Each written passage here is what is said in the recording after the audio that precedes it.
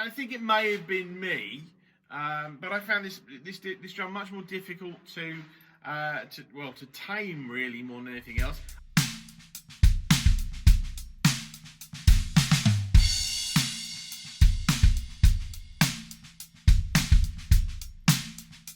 So this is the Tama SLP 15x8,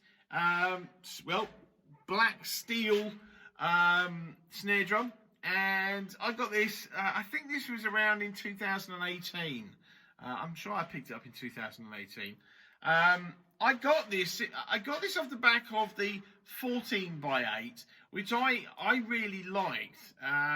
Again, for what it is, I really like that drum, and I was kind of expecting this drum to be along the same lines.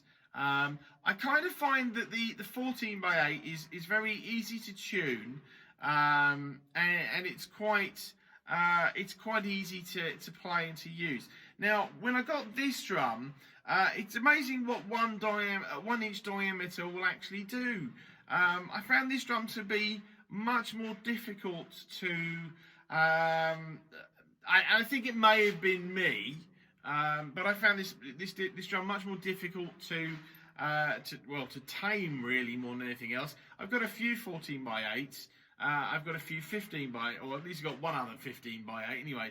And I mean, that other one, the other 15x8 is actually another Tama wood. It's the Star Reserve 2 drum, and I mean that drum came out the box singing. It was wonderful and an absolute joy. But this drum was a lot harder to tame and to dial in. Hence the reason why it doesn't have the coated G1 that it ships with on it. I thought I'd try something else to try and get a fatter, sort of deeper sound. But not to say it's unplayable. It's not, because if it was, I wouldn't have it.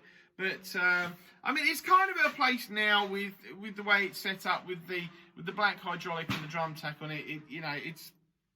It kind of works better for me, and I'm happy with that.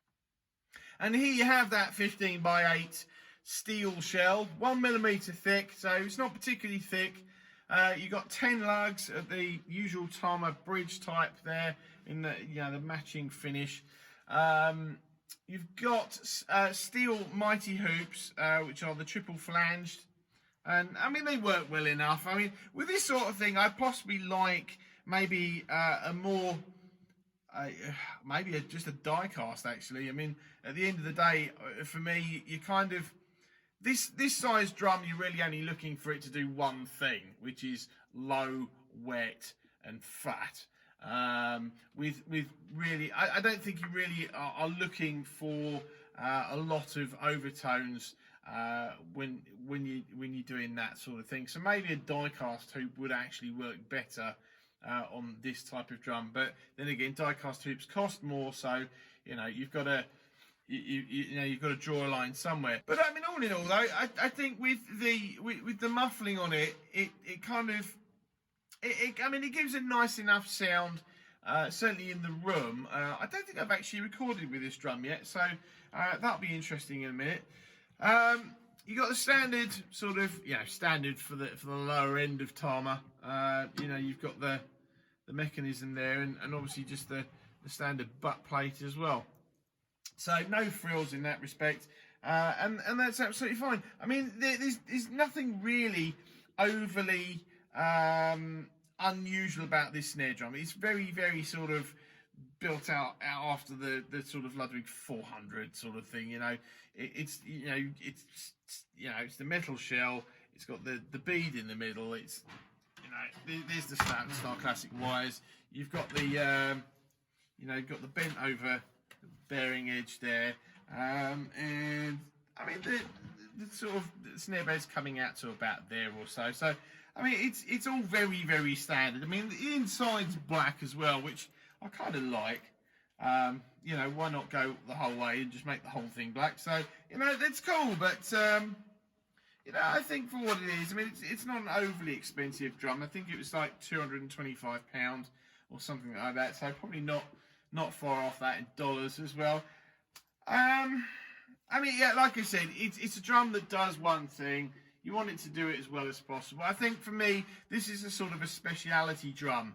So it's not the sort of thing, unless you're Chris Dave or something like that, or, you know, Sput or someone like that, that uses a 15x8 quite regularly in their setup, and, you know, obviously uses it like as a floor tom as well.